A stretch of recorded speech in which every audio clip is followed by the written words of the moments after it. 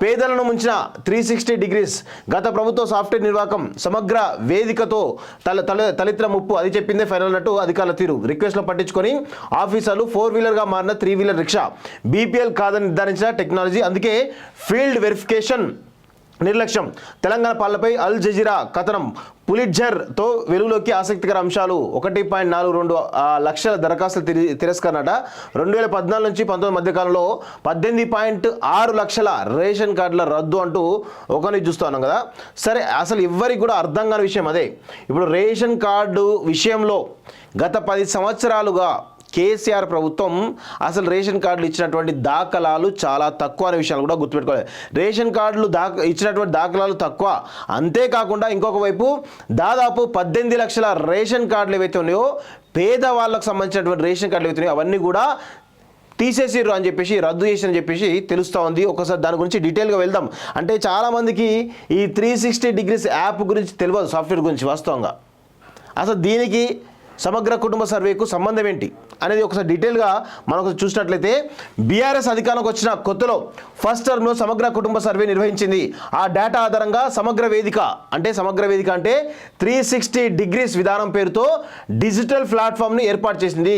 BPL కుటుంబాలకు ration బియ్యాన్ని అందించడానికి కొత్త రేషన్ కార్డుల జారీకి తొలుత ఈ సాఫ్ట్వేర్ను వాడింది. ఆ తర్వాత వెల్ఫేర్ స్కీమ్లన్నింటినీ కూడా వర్తింపజేసింది. ఇందులో వాడుతున్న అల్గారిథం అర్హులను అనేక స్కీమ్స్కు దూరం చేసింది. పేదలను సంపన్నులను పేదలుగా, చూడండి, పేదలను సంపన్నులుగా, సంపన్నులను పేదలుగా మార్చేసింది. 3-వీలర్ను సైతం 4-వీలర్గా గుర్తించి దానిపై ఆధారపడిన వారికి రేషన్ కార్డు దూరం చేసింది. దీంతో 19 లక్షల రేషన్ కార్డులు రద్దయ్యాట. చూడండి, 1 కాదు 2 కాదు, 19 లక్షల రేషన్ కార్డులు రద్దయినాయి అంటే ఏ విధంగా ఉందో అర్థం చేసుకోవాలి. కొత్త రేషన్ కార్డుల కోసం వచ్చిన దరఖాస్తులను పక్కన పెట్టేలా చేసింది. సమగ్ర వేదికపై అధ్యయనం చేసిన పులిట్జర్ సెంటర్, అల్ జజీరా ఈ వివరాలను బయటపెట్టాయి.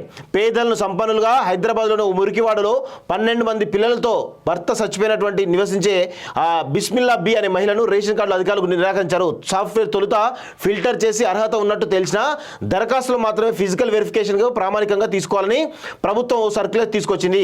అదే ఆమె ఫ్యామిలీకి రేషన్ కార్డు దూరం చేసింది. సమగ్ర వేదిక సాఫ్ట్వేర్ చెప్పిందే ఫైనల్ అని తీరుతో అధికారులు ఆమెకు ఇచ్చిన రిప్లై బీఆర్ఎస్ పరిపాలనకు అద్దం పడుతున్నదంటూ అల్ జజీరా తన కథనంలో తెలిపింది. పోసిడెక్స్ టెక్నాలజీ అనే సంస్థ ఈ సాఫ్ట్వేర్ రూపొందించింది. చివరకు ఆ బాధితురాలు ఒక స్వచ్ఛంద సంస్థ ద్వారా సుప్రీంకోర్టు పరోక్షంగా ఆశ్రయించారు. తెలంగాణ వచ్చాక తర్వాత 2014-19 మధ్యకాలంలో 18.6 లక్షల రేషన్ కార్డులను అప్పటి వరకు పనిచేసినవి రద్దు చేసి కొత్తగా వచ్చిన 1.42 లక్షల దరఖాస్తులు నిరాకరించినట్లుగా తేలింది. సుప్రీంకోర్టు ఈ పిటిషన్లోని అంశాలను అధ్యయనం చేసి వాటన్నింటిపై ఫీల్డ్ వెరిఫికేషన్ చేయాలని, కొత్త రేషన్ కార్డు కోసం వచ్చిన దరఖాస్తులను పరిశీలించాలని ఆదేశించింది. కానీ అది పూర్తి స్థాయిలో అమల్లోకి రాలేదు. ఇప్పటికీ రేషన్ కార్డుల దరఖాస్తు ప్రక్రియ ప్రాసెస్లోనే ఉన్నది. వెల్ఫేర్ స్కీమ్స్కు కీలకంగా మెషిన్ లెర్నింగ్, అల్గారిథం అనే అంశాల ఆధారంగా సమగ్ర వేదిక పనిచేస్తుందని, వెహికల్ ట్యాగింగ్ మొదలు వెల్ఫేర్ స్కీమ్ అమలు వరకు ఈ సాఫ్ట్వేర్ కీలకంగా మారిందని అల్ జజీరా తన కథనంలో పేర్కొంది. ఆధార్ కార్డు అర్హతలను ఖచ్చితంగా పసిగట్టలేకపోతుందని, ఈ కారణంగానే అనేక రాష్ట్రాల్లో కొత్త డిజిటల్ ప్లాట్ఫామ్స్ వస్తున్నాయని వెల్లడించింది. ఆధార్ వివరాలను సంక్షేమానికి జోడించడంపై సుప్రీంకోర్టు అభ్యంతరం వ్యక్తం చేయడంతో కొత్త సాఫ్ట్వేర్లపై రాష్ట్రాలు ఆధారపడుతున్నాయని ఆ కథనం పేర్కొంది. ఫిజికల్ వెరిఫికేషన్లో సిబ్బంది రాజీపడే ఘటనలతో అర్హత లేని వారికి కూడా సంక్షేమ ఫలాలు అందుతూ ప్రభుత్వ ఖజానాపై భారం పడుతుందని మరో వాదన. స్టాండర్డ్ ఆపరేటివ్ ప్రొసీజర్ పై సర్క్యులర్ తెలంగాణ ప్రభుత్వం 2018 ఏప్రిల్ 7న అన్ని జిల్లా కలెక్టర్లకు రేషన్ కార్డుల విషయంలో స్టాండర్డ్ ఆపరేటివ్ ప్రొసీజర్ అనుసరించాలని ఒక సర్క్యులర్ జారీ చేసింది. లీకేజ్లు అరికట్టడంలో సాఫ్ట్వేర్ అంటే ఇదంతా కూడా చూడండి, మొత్తానికైతే 30 రకాల అంశాలు అంటే ఆ పేరు, అడ్రస్ ఆధారపడి పరిగణలోకి తీసుకొని డేటాబేస్ను తయారు చేస్తుంది అధికారులు అప్పట్లో చెప్పారు. తొలుత ఈ విధానాన్ని నేరస్తుల డేటాబేస్ను తయారు చేయడానికి అని చెప్పినా ఆ తర్వాత అన్నింటికీ ప్రామాణికంగా మార్చారని విమర్శలు వచ్చాయి. భారీ సంఖ్యలో రేషన్ కార్డులు రద్దు, పైలట్ బేస్గా 2018 సమగ్ర వేదికను రేషన్ కార్డులు కూడా వర్తింపజేయడంతో భారీ సంఖ్యలో రద్దయ్యాయి. సమగ్ర వేదిక ద్వారా సంక్షేమ పథకాల అమలుతో 2019-20 బడ్జెట్ లెక్కల ప్రకారం 10,000 కోట్ల మేర వృధాను అరికట్టవచ్చని ప్రభుత్వం తన పవర్ పాయింట్ ప్రజెంటేషన్లో పేర్కొంది. తెలంగాణలోని కొన్ని ఘటనలు పరిగణలోకి తీసుకున్న అల్ జజీరా క్షేత్రస్థాయిలో స్టడీ చేసి బిస్మిల్లా బి రేషన్ కార్డును 2016లో ప్రభుత్వం రద్దు చేసినట్లు నిర్ధారణకు వచ్చింది. అధికారులను కలిసి ఆమె అడిగిన తర్వాత వచ్చిన రిప్లైలో సైతం సాఫ్ట్వేర్ ప్రస్తావనే ప్రముఖంగా కనిపించింది. ఇక చూడండి, ఏది సమగ్ర వేదిక 360 డిగ్రీ సాఫ్ట్వేర్. అదేవిధంగా ఈరోజు ఇది చాలా పెద్ద మోసం. 360 డిగ్రీ సాఫ్ట్వేర్ అనేది సమగ్ర వేదిక అంటే ప్రజలకు సంబంధించినటువంటి ప్రతి డేటా కూడా దీనిలో ఉంటుంది. సో దీని బేస్గా ఆ రోజు సమగ్ర కుటుంబ సర్వేలో వచ్చిన వివరాలన్నిటి కూడా ఇందులో నమోదు చేసి ఎవరు అర్హులు కాదు అని తెలిస్తే మరి ఎవరికైతే న్యాయపరంగా లెజిటిమేట్గా రావాల్సినటువంటి ప్రభుత్వ పథకాలు కానీ అదేవిధంగా రేషన్ సంబంధించిన కార్డులు కానీ అంటే రేషన్ బియ్యం అంటే రేషన్ కార్డు ఉంటే ఒక మధ్యతరగతి కుటుంబానికి కానీ ఒక పేదవాళ్ళకి కానీ కొంత ఉపశమనం కలుగుతుంది.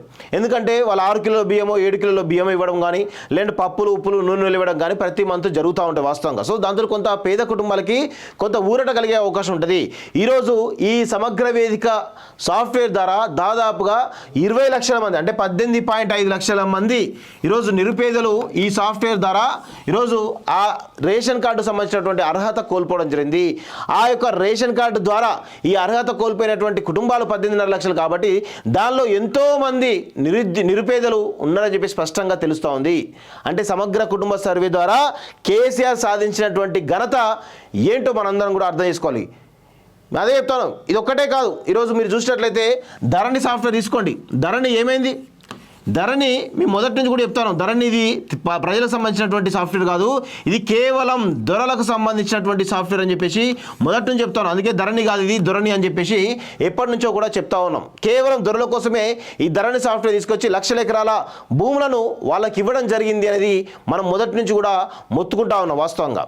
సో ఎక్కడ కూడా ఈ ఆనాటి కేసీఆర్ ప్రభుత్వం కానీ ఈరోజు కేటీఆర్ మొత్తం సాఫ్ట్వేర్కు బ్రాండ్ అంబాసిడర్ నేనే, ఈ హైదరాబాద్ విశ్వనగరాన్ని చేసింది నేనే అని చెప్పుకున్నటువంటి కేటీఆర్ కూడా ఈరోజు వాళ్ళు కేవలం వాళ్ళ షో ఆఫ్ తప్ప ఇక దేనికి కూడా పనికిరారు అనే విషయం కూడా స్పష్టంగా మనం అర్థం చేసుకోవాలి. ఈరోజు హైదరాబాద్ లాంటి నగరం, ఈరోజు బెంగళూరు కానీ ఢిల్లీ కానీ ఈరోజు బాంబే కానీ చాలా పెద్ద ఎత్తున ఈరోజు సాఫ్ట్వేర్ రంగంలో కానీ మిగతా రంగాలలో అభివృద్ధి చెందుతూ వస్తూ ఉంటే హైదరాబాద్ రోజు రోజుకు క్షీణిస్తూ వస్తుంది గత 10 సంవత్సరాల్లో వాస్తవంగా. కానీ ఏమని అంటేనేమో పెద్ద ఎత్తున మేము తెలంగాణ డెవలప్ చేసినాం, ఆ భాష మాట్లాడతాం, ఇంగ్లీష్ మాట్లాడతాం. అది ఇంగ్లీష్ మాట్లాడినోడే ఈరోజు సాఫ్ట్వేర్ సంబంధించిన దిగ్గజం అనుకోవచ్చా? ఇంగ్లీష్ రాని సాఫ్ట్వేర్ ఇంజనీర్ ఎవరు లేరా? పెద్ద పెద్ద కోడింగ్ చేసే వాళ్ళంతా కూడా ఇంగ్లీష్ రాని వాళ్ళ విషయం కూడా గుర్తుపెట్టుకోవాలి.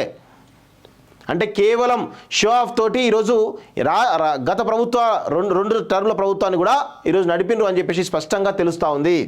ఇది ఒక్కటే కాదు, ఇంకా చాలా రకాల అంశాలు ఉన్నాయి మిత్రులు.